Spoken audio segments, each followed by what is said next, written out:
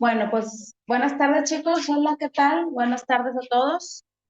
Vamos a comenzar, por favor. Pueden tomar apuntes, ya lo saben. Y pues bueno, bien le dijo el maestro que yo voy a terminar hoy historia. El sábado pasado trabajamos historia universal.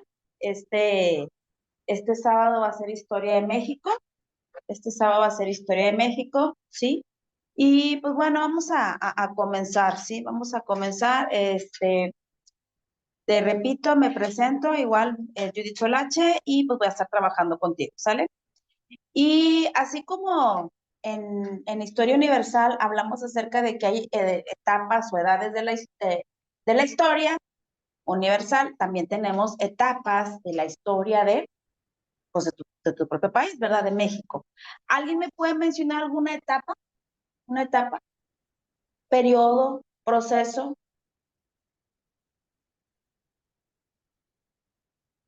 No se amontonen.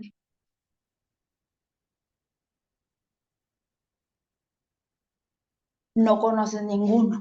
No conoces nada de tu país. Nada, absolutamente nada. La independencia, ¿ok? ¿Algún otro? La revolución, ¿qué?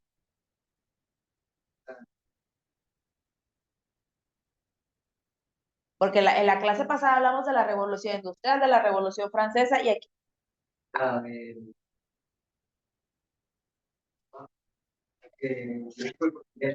ok, la revolución mexicana, ok, la guerra de los pasteles, dicen acá en línea.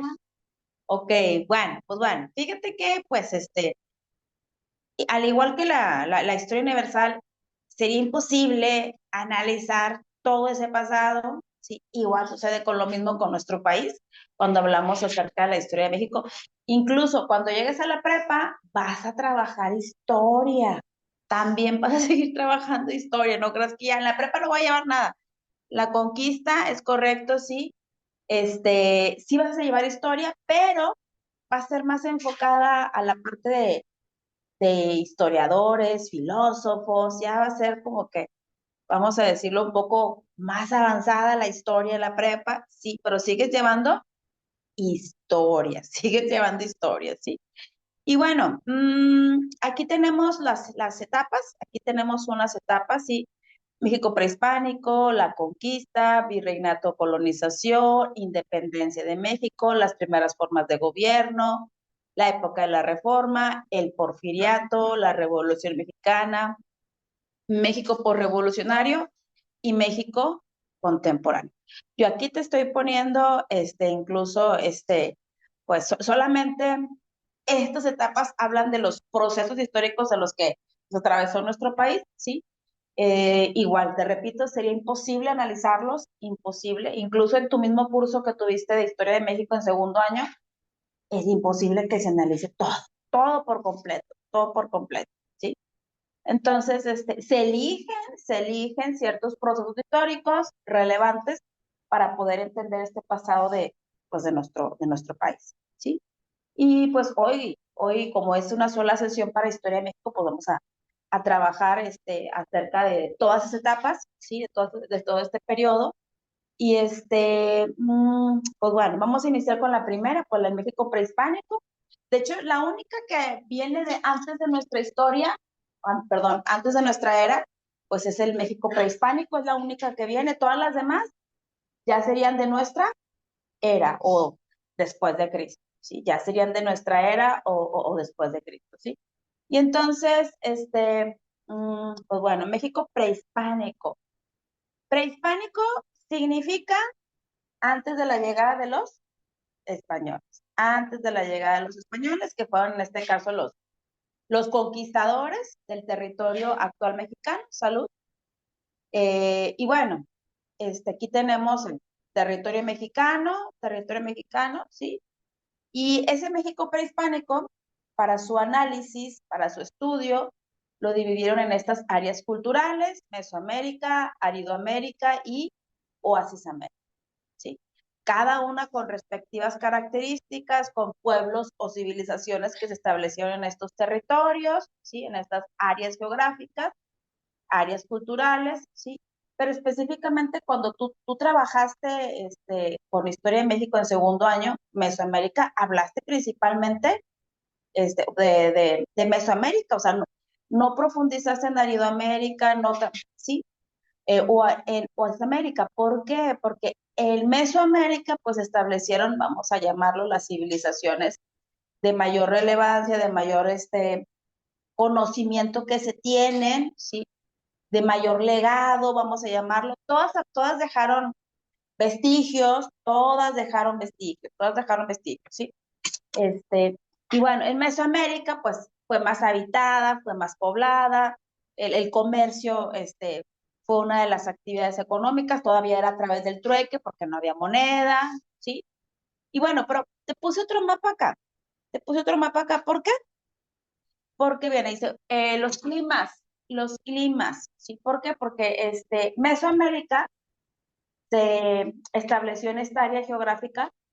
¿Por qué? Porque tenía un clima, vamos a decirlo, más para poder adaptarse a vivir era mucho más sencillo que en el de Aridoamérica y en el de América, ¿sí?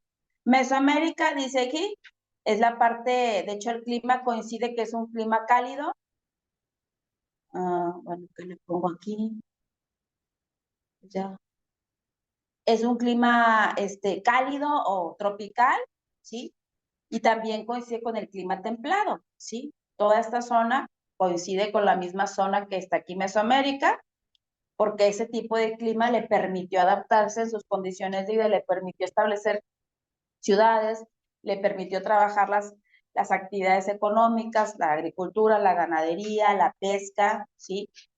Y bueno, ¿sí? En Aridoamérica, como su nombre lo indica, era árido y coincide en el mapa que te puse acá, que es el clima seco, es el clima seco, ¿sí? El clima seco.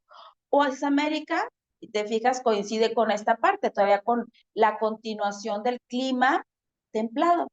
De hecho, el clima templado viene siendo donde se ubica geográficamente la Sierra Madre Oriental y la Sierra Madre Occidental, y eso es lo que genera ese clima templado, ¿sí? Pero la mayor parte del territorio mexicano está cubierto por el tipo de clima de árido, ¿sí? De ahí el nombre de Aridoamérica, de ahí el nombre Aridoamérica, ¿sí?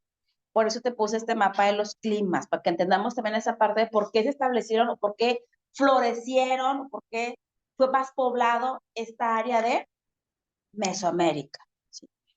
El clima.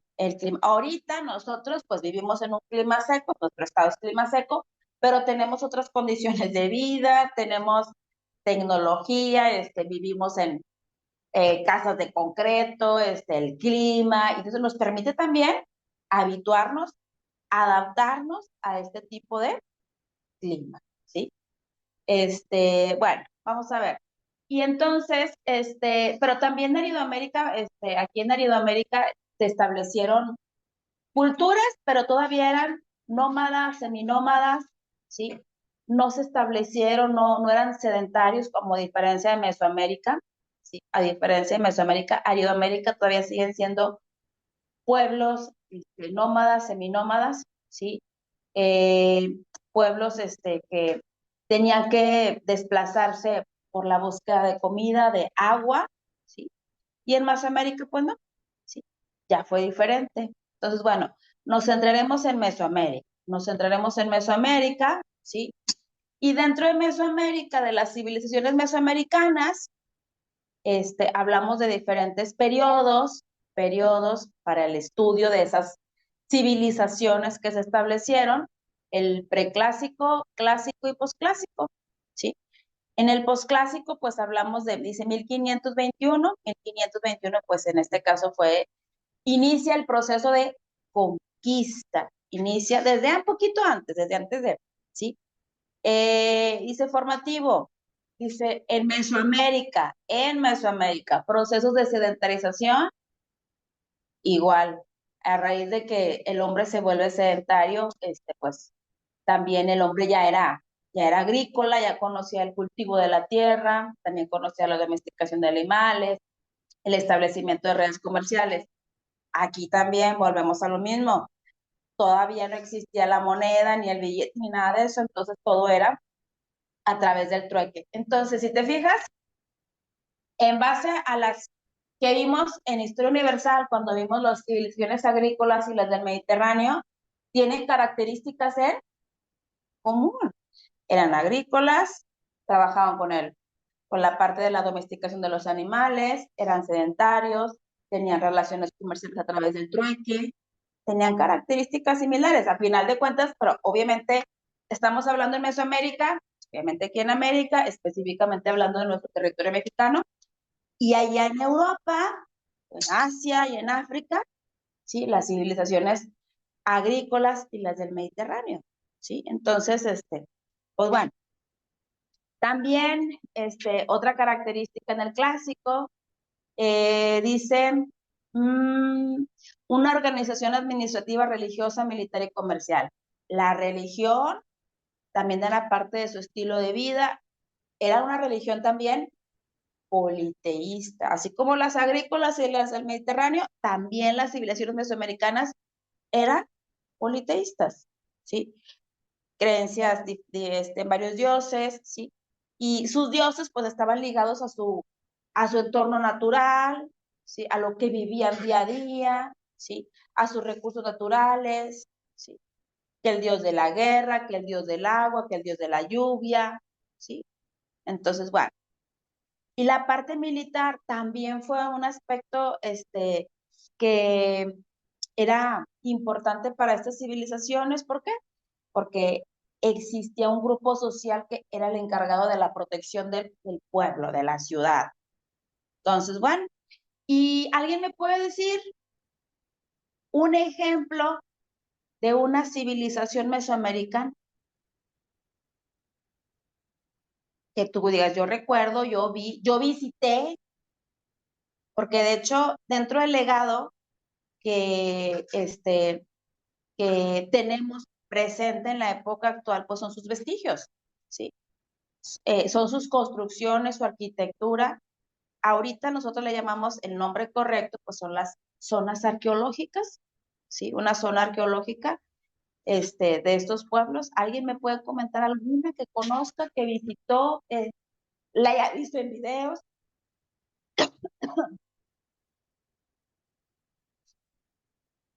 A ver, no sé, Montone, dígame, ¿cuál sería una? No conocemos ninguna. En línea tampoco,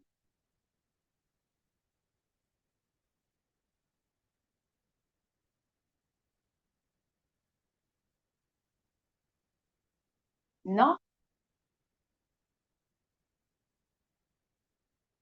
Bueno, aquí tengo unas, ¿sí? Tengo aquí algunas, dice la Olmec. Bueno, aquí incluso te lo puse como en una línea del tiempo, ¿sí? Una línea del tiempo. Dice, en el periodo preclásico surge la cultura más antigua, los olmecas. La olmeca, que ahorita lo vamos a ver dónde está ubicada, en Veracruz y Tabasco principalmente. Ahí se han encontrado vestigios, hay zonas arqueológicas de los olmecas, ¿sí? Periodo clásico, periodo clásico. Si te fijas, incluso la maya, los mayas que se estableció principalmente en la península de Yucatán, sí, toda la península de Yucatán, es toda acá, Quintana Roo, Yucatán, sí, incluso Chiapas también. Los mayas surgieron desde el preclásico, desde finales del periodo preclásico, y perduraron hasta la llegada de los españoles. Y todavía en la época actual tenemos pueblos o hay población que se identifica con esta cultura maya, ¿sí? Con esta cultura maya. A ver qué le puso acá, que pusieron los aztecas, a ver, los mayas, los zapotecas, ok, muy bien, gracias, sí, así es. Entonces, Teotihuacán, otra civilización, Los zapotecas, otra cultura, los totonacas, los toltecas, los mexicas, ¿sí? Hay libros que le llaman también a los mexicas, que le llaman también aztecas, ¿sí? Pero bueno, vamos a llamar nosotros mexicas, vamos a darle el nombre de mexicas, ¿ok? Y entonces, pues bueno, ¿sí? ¿Fueron las únicas maestras que existieron? No, hubo muchas, no creas que nada más son estas, ¿sí? No creas que nada más son a las que puso la profe y los totonacas, no, nada que ver. Hubo más zonas, hubo más culturas que surgieron, ¿sí? Que surgieron durante todo este periodo de prehispánico en Mesoamérica. No fueron las únicas, ¿sí? Pero aquí hay que destacar, pues, que esta parte, los mexicas, pues, fueron la otra civilización mesoamericana que tuvo contacto con los españoles. Los mayas también tuvieron contacto con los españoles, ¿sí? A diferencia de los olmecas, pues ya habían desaparecido, pero existen zonas arqueológicas que nos hablan, podemos analizar cómo vivía este pueblo, ¿sí? Y pues bueno, me sigo y aquí tengo, ¿sí? No sé si lo alcances a distinguir, si se alcance a distinguir, ¿sí? Pero pues aquí tenemos algunas zonas o ejemplos de esas zonas arqueológicas. Esta que se ve aquí, que te estoy señalando con el cursor, ¿sí? De los zapotecas, que es el juego de la pelota, también tenían actividades recreativas, así como tú tienes actividades recreativas, ellos también tenían actividades recreativas, ¿sí? Los mayas, el castillo de Cuculcán, no sé si lo has, o lo que le llaman también la pirámide de Chichén Itzá, los olmecas, las cabezas colosales, que fue un elemento que identificó a esta cultura, la teotihuacana, a esta zona se le llama la calzada de los muertos, que era, vamos a llamarlo como la no avenida, porque pues no estaba ya hecha de concreto, pues era como que ya tenían una zona estructurada para poder, vamos a decirlo, desplazarse, ¿sí? Teotihuacana, y bueno, entonces esta imagen que tengo aquí también, es un lienzo que muestra cómo estaba estructurada una ciudad prehispánica, ¿sí? Y aquí podemos ver también cómo están, sí ves, se ven aquí, fíjate, se ven viviendas, zonas de cultivo, ¿sí? Acá hasta el fondo se ve también un templo. Esas pirámides para ellos eran templos, ¿sí? Eran templos. Si nos damos cuenta, fíjate, pues sí, podemos apreciar una estructura de aquella época del mundo prehispánico muy organizada. Si a lo mejor, pues, no se aprecia mucho, profe, pero lo que quiero que veas es que se pueden apreciar, por ejemplo, estas zonas como tipo flujos para que las personas pudieran desplazarse, las zonas de vivienda, las zonas de cultivo, ¿sí? La zona acá del templo y otros templos menores, ¿sí? Entonces, bueno, tenían una estructura para poder, en este caso, pues, adaptarse, formar un estilo de vida, ¿sí? Y yo te dije ahorita que el imperio mexica, los mexicas fueron otro de las civilizaciones del periodo posclásico, ¿sí? Y que tuvo contacto con los españoles, ¿sí? Todo lo que tú ves aquí en color verde, todo lo que tú ves aquí en color verde, ¿sí? Vendría siendo ese gran imperio que se formó. Iniciaron solamente fundando esta ciudad de Tenochtitlán, la capital del imperio mexica, y empezaron a expandirse durante ese periodo posclásico, dice fundación 1325, Tenochtitlán, ¿sí? Tenochtitlán, y empezaron de hecho, fíjate que ahorita, ¿quién ha visitado el Zócalo? ¿Zócalo en la Ciudad de México? ¿No? ¿Nadie conoce el Zócalo? ¿No? Dice yo, Diego. A ver, Diego, a ver, dime, Diego, si alguna vez, bueno, la visita que fuiste, pudiste, visitar, porque a un costado del Zócalo hay una pequeña zona arqueológica que viene siendo los restos de esta ciudad, de la ciudad de Tenochtitlán. ¿Lo conociste, Diego, o no? A ver, ya no lo vi, ¿qué puso? No. Bueno, ok, está bien. Pero, pues, a un costadito del Zócalo, como una cuadra y cachito, se encuentra esta pequeña zona arqueológica, ¿sí? O vestigios, porque realmente no vamos a encontrar ahorita, por ejemplo, lo que de Tenochtitlán no vamos a encontrar. De hecho, esta imagen que yo te traje, este lienzo que yo te acabo de decir, es una representación de la ciudad de Tenochtitlán, ¿sí? Obviamente, pues esa ciudad ya no queda más que restos o vestigios, ¿sí? De lo que era la ciudad, de lo que era la ciudad. Entonces, bueno, vamos a ver, dice, tenía una extensión de 300,000 kilómetros cuadrados, una población de casi 7 millones de personas, ¿sí? Era la cultura mesoamericana con mayor poder político, económico, militar, cuando llegan los españoles, a la llegada de los españoles, ¿sí? Y bueno, me voy para acá. Bueno, ahí está. Aquí tenemos la ubicación, un poquito la ubicación geográfica, los olmecas, lo que yo te decía, Veracruz y Tabasco, la cultura maya, todo lo que viene siendo la península de Yucatán, Chiapas, los zapotecas Guerrero, teotihuacanos, la Ciudad de México, Estado de México, Querétaro, ¿sí? Los mexicas, cuando los mexicas se establecen, fue en la Ciudad de México, pero ya los teotihuacanos para ese momento de la historia pues ya habían desaparecido, ¿sí? También esta parte sería de los mexicas, ¿sí? Entonces, bueno, y eh, yo te dije ahorita que ellos tenían una religión politeísta, tenían creencias en diferentes dioses, ¿sí? Y entonces, también te muestro otro lienzo acerca de la fundación de esta ciudad, acerca de la fundación de esta ciudad de Tenochtitlán. ¿Qué vemos en este lienzo?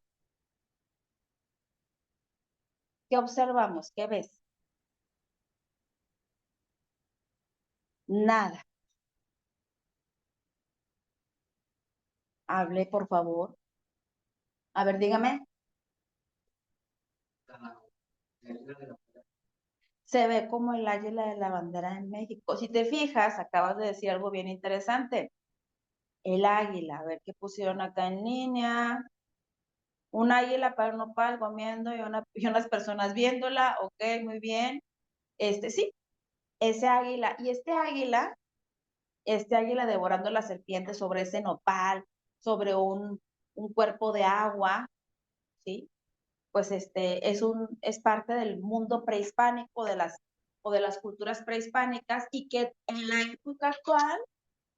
época actual, donde lo vemos, ya me dijo ahorita el compañero, en la bandera de México, nuestro escudo. Claro, no sé, no está tal cual, ¿verdad? No está tal cual, pero en el escudo vemos ese águila devorando una serpiente sobre un opal, con tunas, ¿sí? Este, ¿Dónde más encontramos esto? Aparte de la bandera de México. ¿En dónde? En las monedas. En las monedas encontramos este símbolo, ¿sí? Entonces, fíjate desde qué momento, desde el momento de la fundación de Tenochtitlán, tenemos esta parte de usándolo en nuestra época actual. O sea, a lo que quiero llegar es que es un legado del mundo prehispánico, es un legado del mundo prehispánico, ¿sí? Entonces, bueno, ok. Y me paso ya a la siguiente, ¿sí? Viene la, la parte de la exploración y conquista, ya ahora sí hablando del territorio mexicano. Cuando hablábamos de la parte de historia universal, hablamos de la llegada de los viajes de exploración a América, de la colonización en América, pero aquí ahora sí estamos hablando de la conquista, exploración, conquista y colonización de México, de México. Se hicieron también viajes de exploración, se hicieron también viajes de exploración. Yo aquí te puse dos personajes, Hernández de Córdoba, Juan de Grijalva, ¿sí? 1517, 1518. Pero yo te puse aquí también viajes de exploración, ¿sí? Todavía no empezamos con ese proceso de conquista, ¿sí? Con ese proceso de conquista. Están conociendo el territorio, están conociendo eh, las culturas que habitaban, ¿sí? Los mayas, que en este caso vendría siendo uno de ellos que tuvieron contacto con los mayas. Entonces, es, aquí podemos ver, dice, los viajes, Hernández de Córdoba de color rojo, naranja, ¿sí? Él tuvo contacto con los mayas, llegó a la península de Yucatán, ¿sí? Juan de Grijalva, no, él también llegó a la parte de la península de Yucatán, pero también se llegó acá a Veracruz, ¿sí? Pero viene otro personaje que vendría siendo Hernán Cortés. Hernán Cortés, en base a la información recabada por Hernández de Córdoba y Juan de Grijalva, decide también realizar una expedición, ¿sí? Al territorio actual mexicano, ¿sí? Llega a las costas de Veracruz, y fíjate lo que dice aquí. Funda era algo que ellos tenían, era algo que ellos hacían a donde también llegaban, ¿sí? Les daban un nombre, les adjudicaban un nombre. Por eso dice aquí, funda un pueblo que le asigna el nombre de la Villa Rica de Veracruz, ¿sí? Entonces, era algo que ellos tenían también muy arraigado en esta parte, a donde llegaban, hacían ese reconocimiento, vamos a llamarle de esta forma, ¿sí?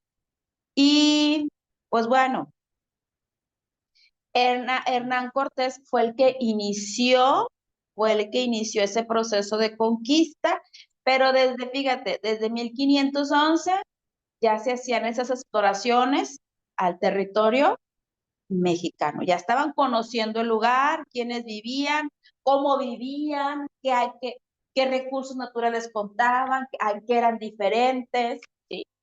Y entonces, pues bueno, pero bueno, fíjate, aquí dice desde 1511, ¿sí? Ok. Cuando llega una persona a tu casa de visita, llega, no sé, tus padrinos, tus tíos, o no sé, una visita. ¿Cómo tratas a la visita cuando llega a tu casa? ¿Los atiendes, los desatiendes, los dices, ya váyanse, lárguense, o qué haces? Tu papá te dice, va a venir de visita tus abuelitos. Pues, ¿qué hacemos? A ver, ¿qué le pusieron ahí en línea? A ver, limpiar, limpiar la casa. Ok, está bien, sí, está bien, digo, sí, es algo que también hacemos. Educadamente, ok, muy bien. ¿Qué más? ¿Cómo? Con amabilidad, es correcto. ¿Les ofreces comida? A lo mejor, o algo de bebida, ¿sí? Les ofreces algo de bebida, algo de comida. Y entonces, también los pueblos, vamos a llamarlo, al principio, en un principio los veían como que, pues, a simple vista, eran diferentes a los nativos de aquí. A simple vista, otro tipo de vestimenta, otra lengua, ¿sí? Y entonces, a simple vista, ya sabían que eran diferentes. Y entonces, al principio, los nativos, ¿sí? Los trataban de una forma igual como te estoy diciendo yo ahorita, con amabilidad. Les llevaban regalos, les llevaban comida, les daban alojamiento, ¿sí? Pero, pero ya después, vino esa parte del conflicto, ¿sí? Donde los españoles, estos primeros exploradores que llegaban, pues ya no nada más eran exploradores, sino que llegaron con más tropas para poder iniciar ese proceso de conquista, para poder iniciar ese proceso de conquista. Hernán Cortés, cuando llega con esa visión de iniciar ese proceso de conquista, pues sus tropas no llegaban ni a las 300, 400 militares, o sea, ellos venían limitados en cuanto a personas militares, ¿sí? Entonces, lo que hizo en este caso Hernán Cortés, sabía perfectamente dónde tenía que empezar. ¿Y dónde tenía que empezar? Dominando al imperio mexica, dominando al imperio mexica. Sometiendo al imperio mexica, ya sabía que era mucho más fácil empezar a ese proceso de conquista por todo el territorio actual mexicano, ¿sí? Por eso aquí yo te puse, dice, las conquistas después de la conquista, ¿sí? Y aquí ya te puse un mapa, ya te puse aquí un mapa, dice, división política del virreinato de la Nueva España en el siglo XIV y siglo XV. Sí, estamos hablando 1300, 1400, ¿sí? 1400, 1400, 1500, ¿sí? Entonces, bueno, dice aquí, conquista, inician con el Imperio Mexica, dominan al Imperio Mexica, pero también lo que hicieron los españoles, al estar limitados en el ejército, al estar limitados en su ejército era menos numeroso, obviamente tenían un armamento mucho más avanzado que el de los nativos, ¿sí? Y entonces empiezan a buscar una alianza con otros pueblos mesoamericanos para, en este caso, pues invadir la ciudad de Tenochtitlán. Y así fue. Se aliaron con él los tlaxcaltecas, se aliaron con él los zempoalas, otros pueblos originarios, ¿sí? De Mesoamérica, ¿sí?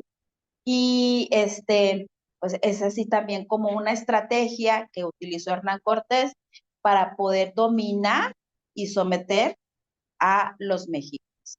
Entonces, pues aquí está, dice, la ciudad de Tenochtitlán fue conquistada el 13 de agosto de 1521. No le fue fácil, no tampoco fue algo fácil o sencillo, sí, para Hernán Cortés, porque incluso, fíjate, aquí yo te puse emperador. Moctezuma era el líder político y económico de el Imperio Mexica a la llegada de los españoles. De hecho, Moctezuma se entrevistó con Hernán Cortés. Moctezuma se entrevistó tuvieron una reunión, había intérpretes, porque obviamente, sí, no había una forma de comunicarse, sí, y en este caso, pues bueno, Moctezuma no tuvo, vamos a llamarlo de esta forma, este, pensaba que ellos se iban a retirar. Su creencia de Moctezuma era que vinieron, los veían diferentes, veían que eran muy diferentes. Moctezuma llegó a tener esa idea de que eran dioses, pero que en algún momento se tendrían que retirar del territorio mexicano. Obviamente, pues no fue así, ¿sí? No fue así. Entonces, viene esa llamada, lo que te digo, lo que dice aquí, la conquista de Tenochtitlán, la ciudad más importante del Imperio Mexica. Y es hacia donde llegó ahorita, por eso dice, las conquistas después de la conquista. Después de que dominan al Imperio Mexica, ¿sí? Hernán Cortés, ¿sí? Y sus tropas lo que hacen es empezar a someter a otros pueblos. ¿A dónde se fueron después del Imperio Mexica? Hacia el sur, con los mayas, ¿sí? Y después vienen hacia el norte. Empieza ese proceso de conquista hacia el norte, ¿sí? Y bueno, de hecho, nuestro estado, fíjate, dice aquí, 1521 fue la caída de Tenochtitlán, 1521, ¿sí? Ese agosto de 1521. Y ¿Y después qué viene? ¿Sí? ¿Y después qué viene? Van con los mayas, se vienen hacia el norte, ¿sí? En el caso de nuestro estado, ¿sí?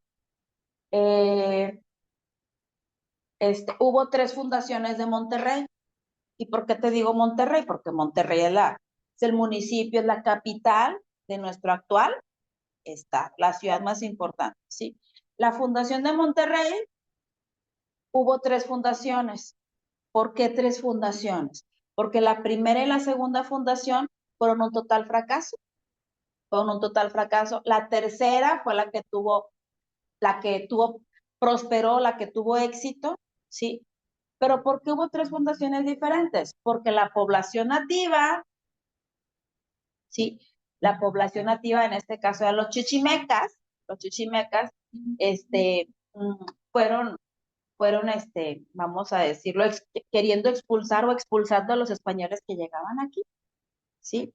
Entonces, no estaban no estaban a gusto, obviamente, con el hecho de que viniera otro pueblo, otra, otro, otra cultura diferente a la de ellos para someterlos. Entonces, por eso las primeras 2 fundaciones fracasaron, ¿sí?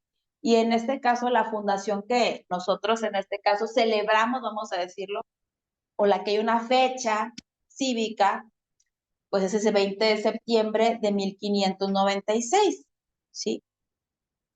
Entre 1521 y 1596, pues pasaron varias décadas para poder, en este caso, los españoles, dominar todo este territorio y empezar a fundar ciudades, empezar a fundar la división política que yo te puse aquí, ¿sí? Formar esos reinos, ¿sí? Entonces, por eso aquí dice, la época colonial, la colonización española, de 1521 a 1821, 300 años, 3 siglos bajo el dominio español, y aquí tenemos algunas características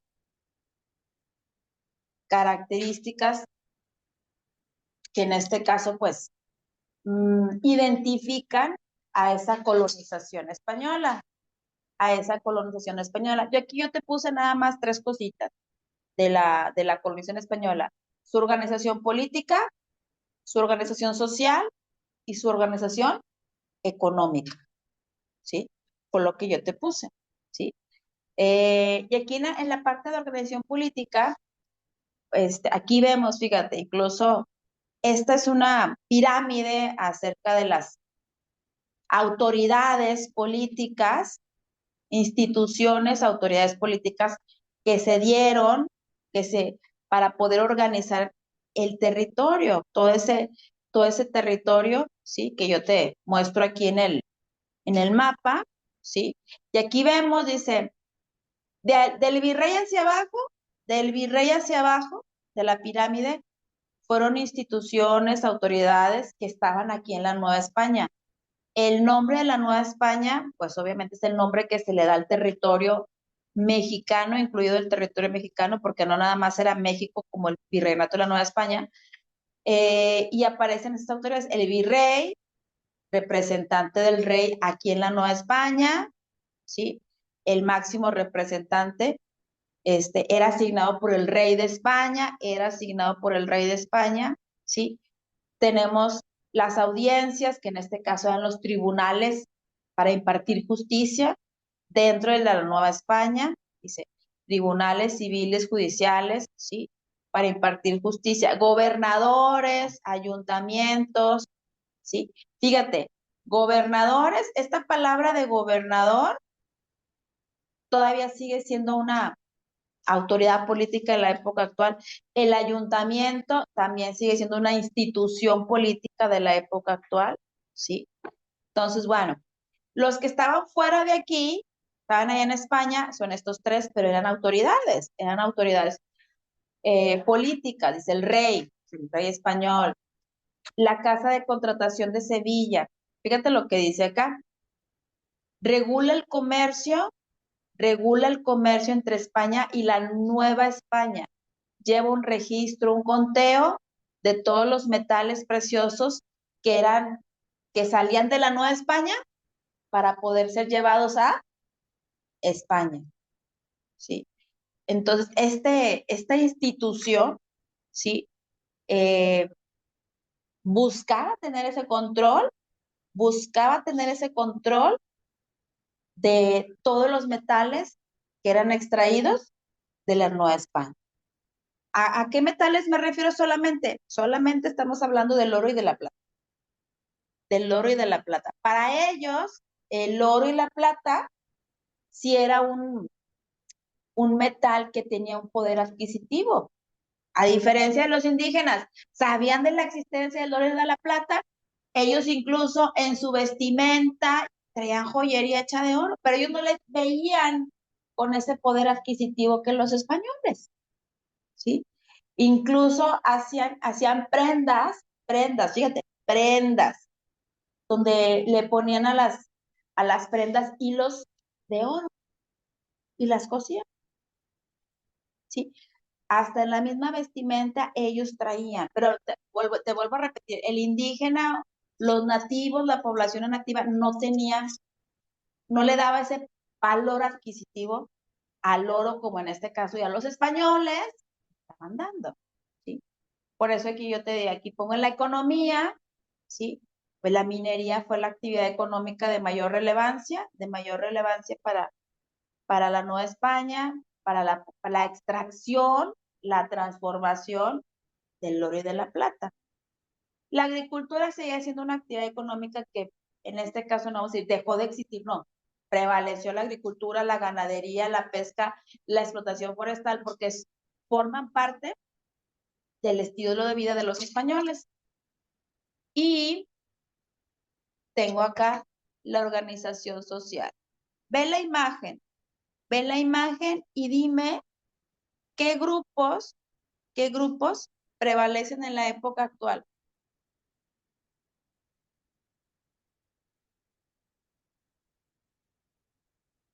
Los indígenas, ¿ok? ¿Cuál otro? ¿Cuál? Los afrodescendientes, ¿ok? Sí. ¿Qué otro prevalece en la época actual?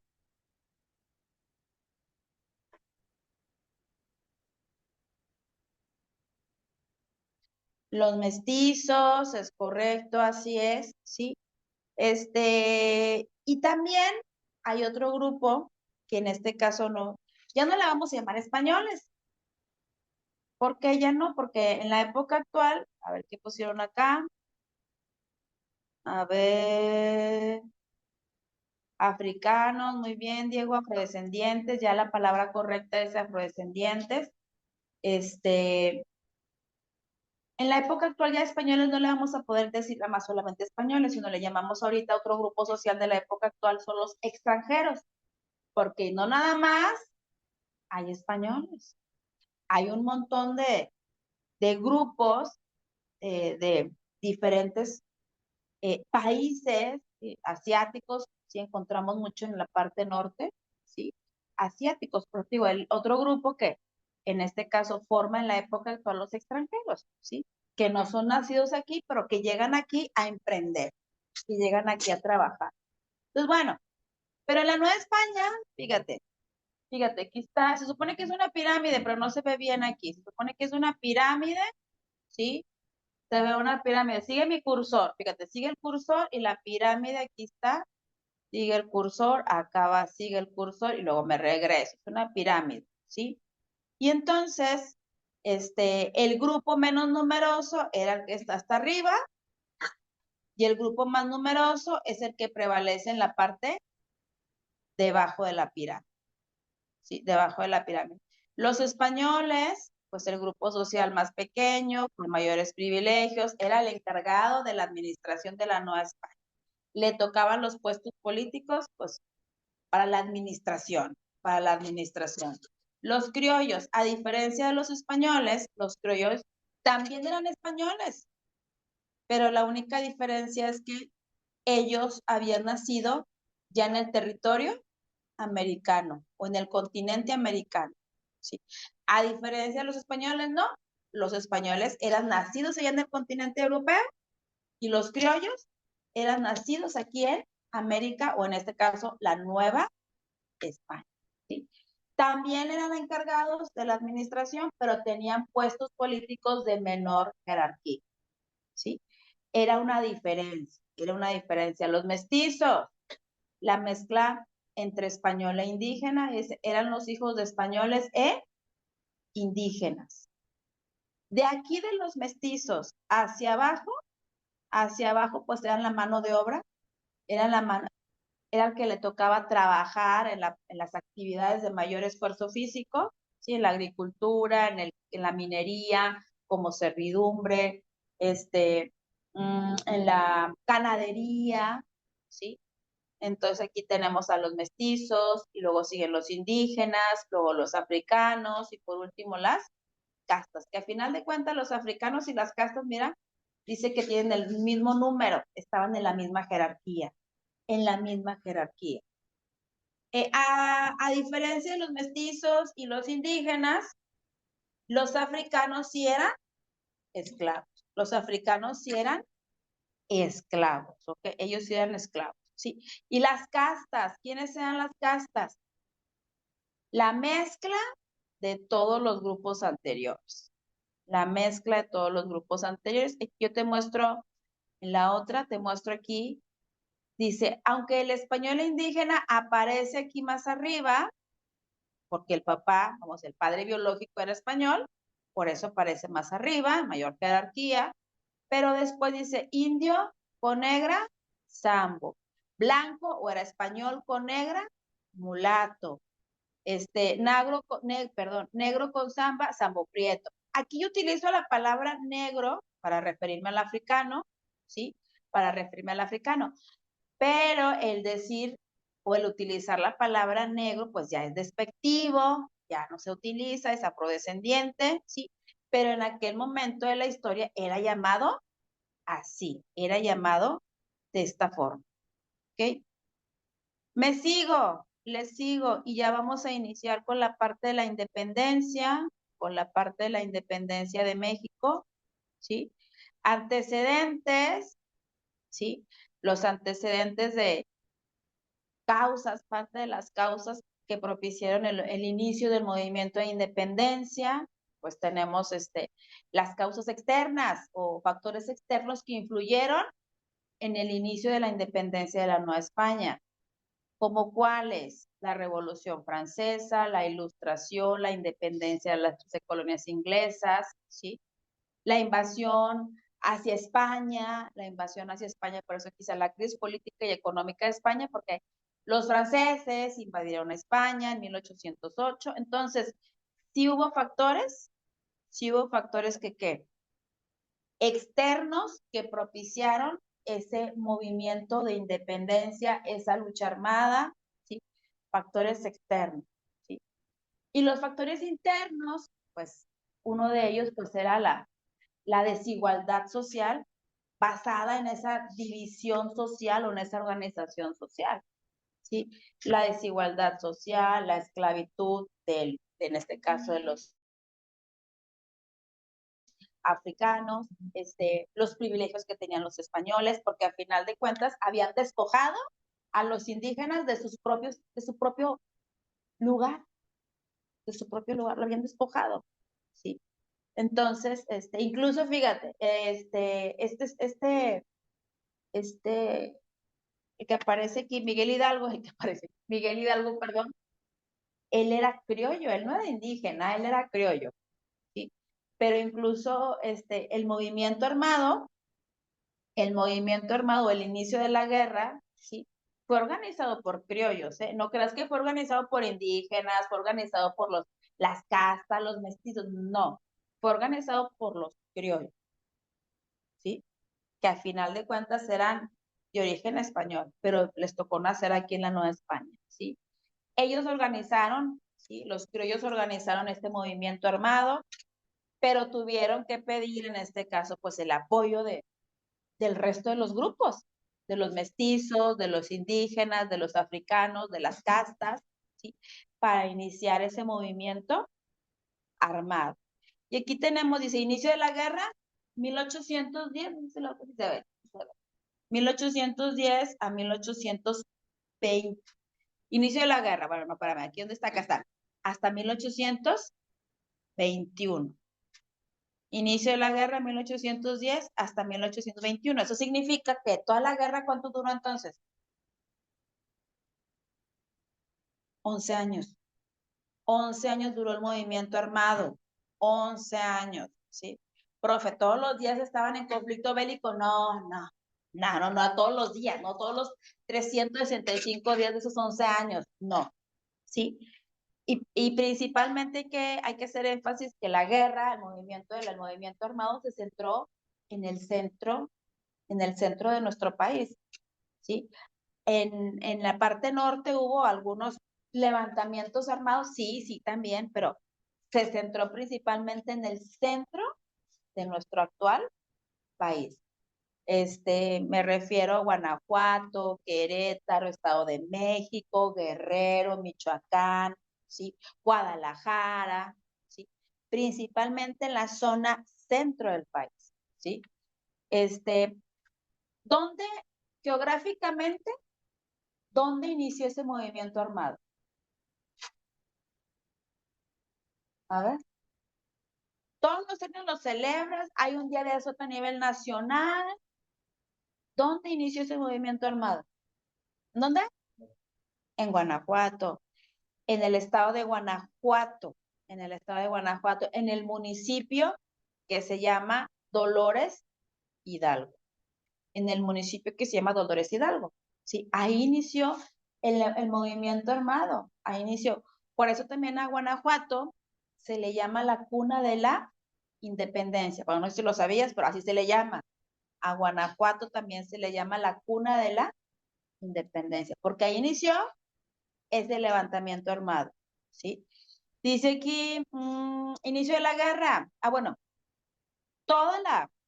esos 11 años, todos esos 11 años, ¿sí? Fueron divididos en etapas de la guerra. La etapa de inicio o iniciación, la etapa de organización, la etapa de resistencia y la etapa de consumación, ¿sí? Entonces, por eso, ese inicio de la guerra fueron los primeros 2 añitos, ¿sí? Dice, insurrección sin pies ni cabezas que concluyó en el fusilamiento de algunos dirigentes de la lucha, entre ellos el cura Miguel Hidalgo, ¿sí? Eh, para que hubiera una guerra, o para que exista una guerra, tiene que haber 2 grupos en oposición. Tiene que existir 2 grupos de oposición. Si no, ¿cómo se van a enfrentar? ¿Sí? El grupo que inició la guerra era llamado el ejército insurgente. El ejército insurgente. Y el ejército, en este caso, no buscaba que se independizara, en este caso, buscaba erradicar ese inicio de la guerra, pues era el ejército español, o era también llamado el ejército realista. El ejército realista eran los españoles, ¿sí? Y el ejército insurgente, pues eran los criollos, los mestizos, los africanos que se unieron a este levantamiento armado, ¿sí? Y dice, etapa de organización de 1811 1815. Aquí aparece una figura, bueno, aquí en la etapa de inicio fue Miguel Hidalgo. No es el único, fueron también Juan Aldama, Allende, la corregidora José Ortiz Domínguez, sí, okay. Fueron la parte del inicio, sí, el inicio. Y termina cuando muere fusilado Miguel Hidalgo y otros líderes, Allende, Aldama, Jiménez, sí, mueren fusilados, sí. La etapa de organización, aparece otra figura que es Morelos y Pavón, José María Morelos y Pavón, ¿sí? Aparece esta figura también. De hecho, fíjate, entre Hidalgo y este Morelos, ¿sí? Tuvieron contacto, sí, un leve contacto entre ellos para que siguiera, en este caso, Morelos al frente del movimiento armado, ¿sí? Y ya era, aquí dice organización. Ya en esta segunda etapa, fue una etapa donde el ejército insurgente ganó varias batallas en la parte del centro y sur del país, ¿sí? En esta segunda etapa también, Morelos y Pavón redacta una constitución, redacta podemos decir la primera constitución, aunque muchos historiadores dicen que no, es considerada una constitución porque nunca entró en vigor, pero fue un documento que en este caso es redactado durante este movimiento de la guerra, ¿sí? Y que busca ideales, principios, derechos para la población de la Nueva España, ¿sí? A esa constitución se llamó la Constitución de Apatzingán o la Constitución de 1814, porque en ese año fue cuando se redacta esa constitución, ¿sí? No entró en vigor, nunca entró en vigor, pero forma parte de uno de los antecesores de la primera constitución que sí entró en vigor, ¿sí? Y bueno, dice la otra etapa, la etapa de resistencia. Fíjate que aquí, en esta parte, en esta etapa de resistencia, llegan, para darle continuidad a la guerra, llegan, españoles, Francisco Javier Mina, ¿sí? Era de origen español, llega para que no se decaiga, para que no decaiga este levantamiento armado, ¿sí? Para organizar y como dice la misma palabra, la resistencia, para que pudiera darle continuidad a esta guerra. Pero en la etapa de consumación, ¿sí? Solamente es el último año, 1821, ¿sí? Dice, en este transcurre del 24 de febrero de 1821 hasta el 27 de septiembre de ese mismo año, cuando el ejército trigarante, al mando del exrealista Agustín Iturbide, entra triunfal junto con Vicente Guerrero a la Ciudad de México. Bueno, aquí en esta última etapa de la consumación significa la consolidación, la culminación, el logro para poder ahora sí decir que logró, valga la redundancia, que logró su independencia la Nueva España, ¿sí? Pero ese 24 de febrero de 1821 se firmó este documento llamado el Plan de Iguala, ¿sí? Y en este plan, lo que se busca es terminar la guerra. De hecho, se reúnen desde antes, no nada más ese 24 de febrero, pero desde antes se reúne Vicente Guerrero, que en este caso Vicente Guerrero era el líder del ejército insurgente, y también se reúne el líder del ejército realista, que era Agustín de Iturbide, ¿sí? Y en este caso, este plan de Iguala habla acerca de la unión de ambos ejércitos, tanto del realista como el español, que es el español, como el insurgente. Lo que querían era terminar la guerra, ya no alargar la guerra, ya no seguir con esta guerra, ¿sí? Lo que se buscaba era concluir la guerra, ¿sí? Si no, pudo haberse extendido más tiempo. Entonces, y ahora, el 24 de febrero, nosotros en la época actual, ¿qué celebramos? ¿Qué se dice que es el día de qué? Nada. Sabrá que está hablando la profe. ¿Qué día es? A ver, acá qué dice. Ah, no, Día de la Constitución no es día. El Día de la Constitución es el 5 de febrero. El 24 de febrero.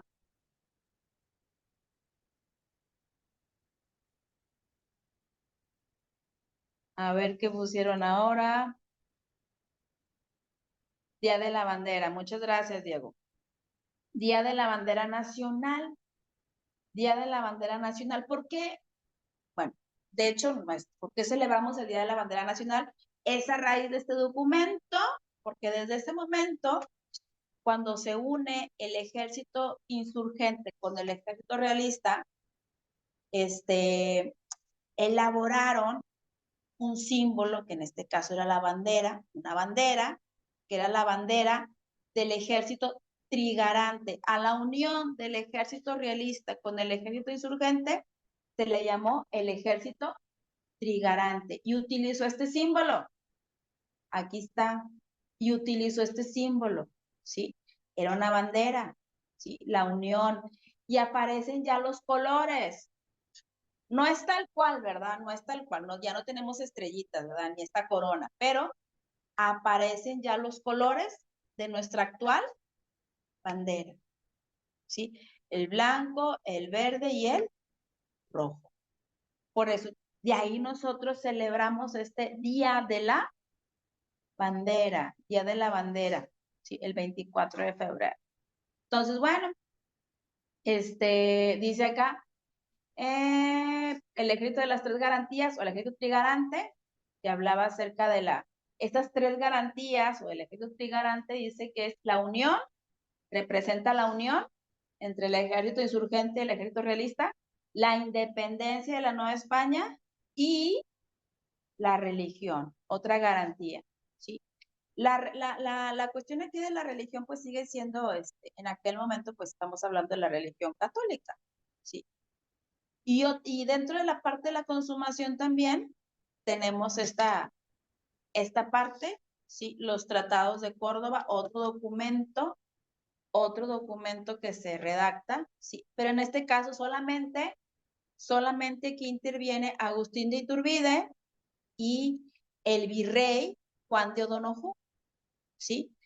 Dice, comandante del ejército trigarante y Juan de O'Donoghue, el virrey, ¿sí? De la Nueva España, el jefe político superior, el virrey de la Nueva España, ¿ok? Y en este caso, ese virrey asume o acuerda la independencia de la Nueva España. Acepta el virrey la independencia de la Nueva España. Entonces, pues bueno, por eso de ahí ya cerró con esta parte de la consumación, dice, con la firma del Plan de Iguala, se declara a la Nueva España como una nación independiente. Se declara a la Nueva España como una nación independiente. Todavía para este momento de la historia era llamado la Nueva España. Todavía no aparece el nombre de México, ¿eh? Todavía no aparece el nombre de México, aunque nosotros le llamamos la independencia de México. Todavía en 1821 se sigue llamando Nueva España. Se sigue llamando la Nueva España. Y después aquí tenemos la primera forma de gobierno, ¿sí? Ya de cuando se independiza la Nueva España. Y esa primera forma de gobierno es llamado el primer imperio mexicano. El primer imperio mexicano duró bien poquito, duró nada, de 1822 a 1823, nada, ¿sí? Un año, si acaso, un año, ¿sí? Pero lo que sí es que este periodo, pues, a raíz de la guerra había un desgaste económico, ¿sí?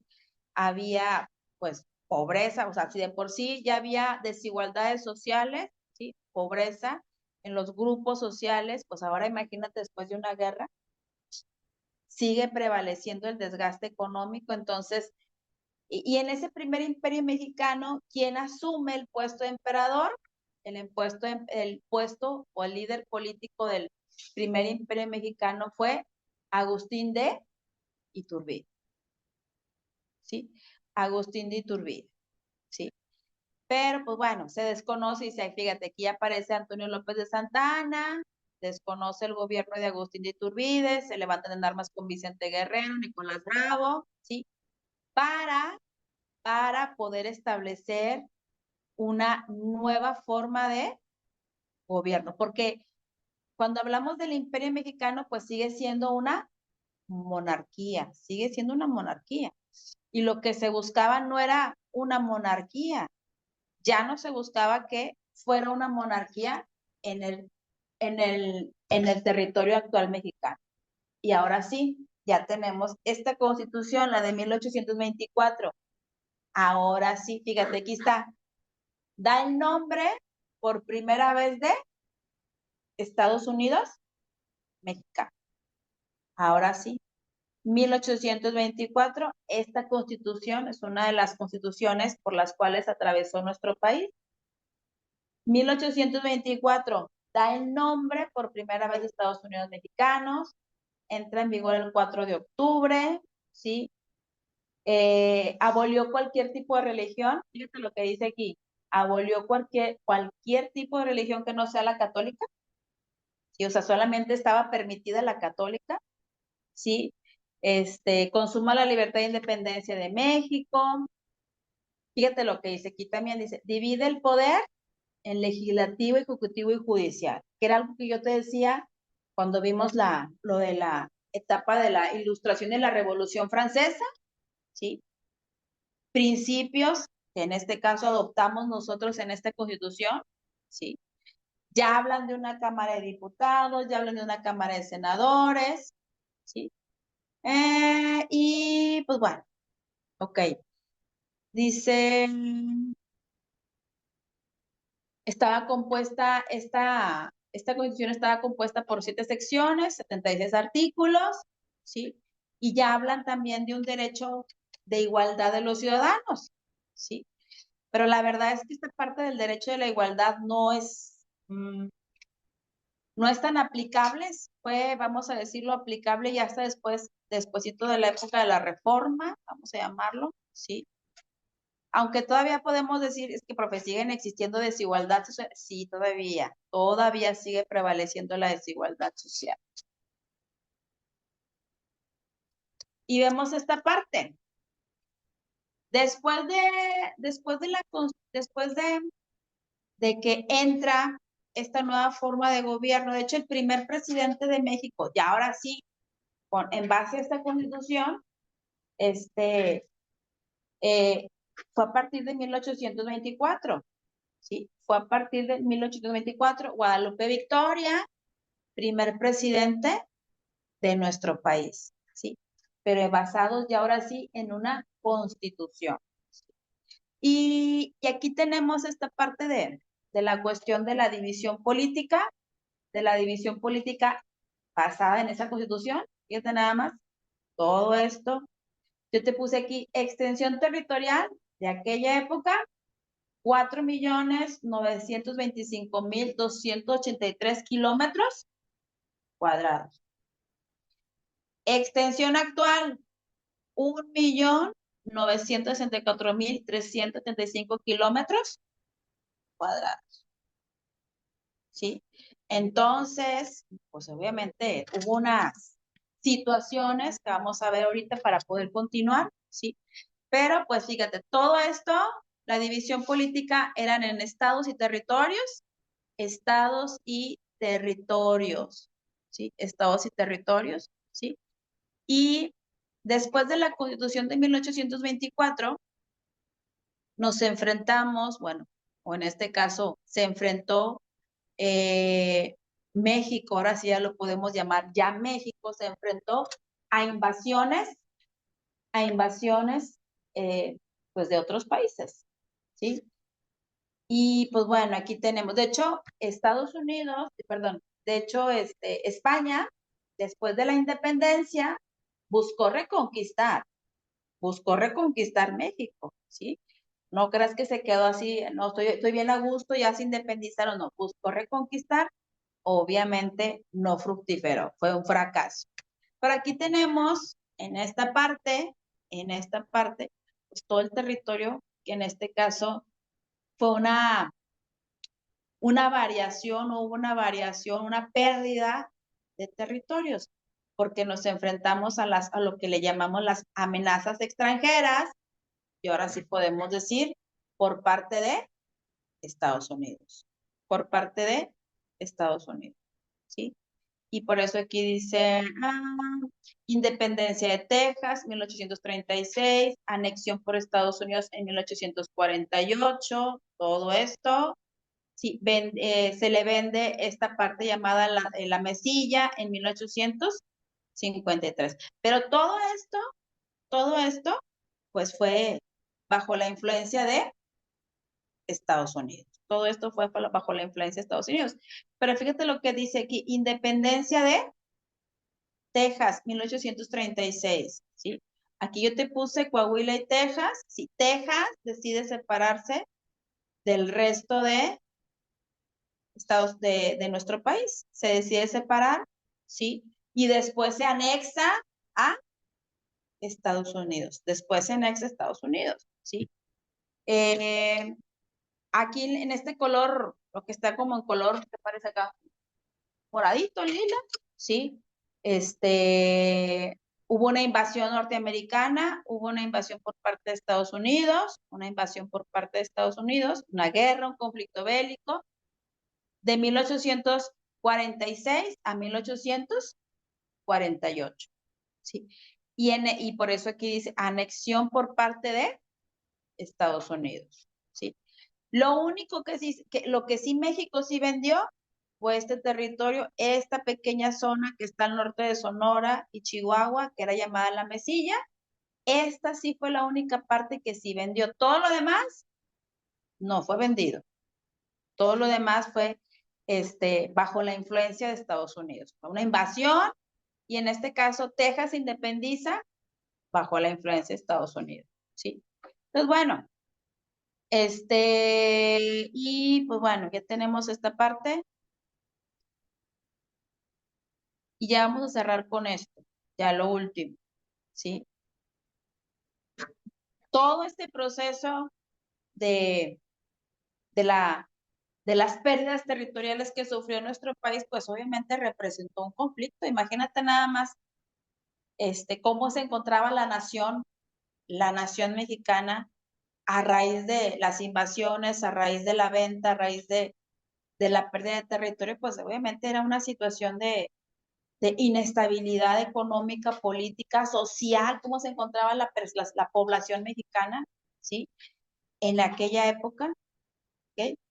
Y pues bueno, hasta aquí le dejamos. De hecho, mira, nada más nos faltaban esto, no creas que nos faltaba mucho, ¿sí? Ya nada más nos faltaba esta parte. Pero bueno, pues de aquí le vamos a dejar porque todavía les voy a compartir. Aquí está el link de asistencia, muchachos. El link de asistencia. Los chicos de en línea me dicen si se pueden registrar o si no les paso el otro link que el profe me dejó aquí. Y me dicen, ok, me dicen, por favor.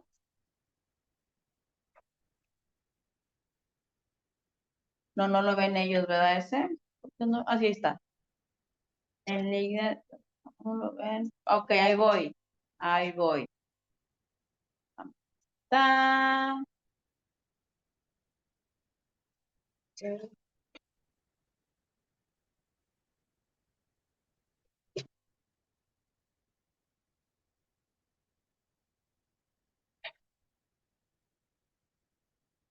Ahí está el link de asistencia. Ahí está. Ok, chicos. Va a venir también la próxima semana, va a venir el examen de historia. Va a venir ya ahora sí, como ya terminamos historia nosotros, después va a venir el examen de historia. ¿Ok? Para que también le den un repaso. ¿Preguntas? Antes de retirarnos, preguntas para los que están aquí en presencial y en línea. ¿Hay alguna pregunta? ¿No? ¿No hay preguntas? Bueno, muy bien, muchachos. Pues bueno, sería todo de mi parte. Que tengan un excelente fin de semana. Ah, bueno, antes de irnos, ¿por qué no van a clase el lunes? El lunes no hay clases. El natalicio de Benito Juárez. Ya no llegamos a verlo, pero lo que seguía era la guerra de reforma, ¿sí? Por eso celebramos el natalicio de Benito Juárez, por los cambios que trajo consigo, sí, gracias Diego Natalicio, que trajo consigo la época de la reforma. Bueno, ok, te veo, que tengas un excelente fin de semana, cuídate.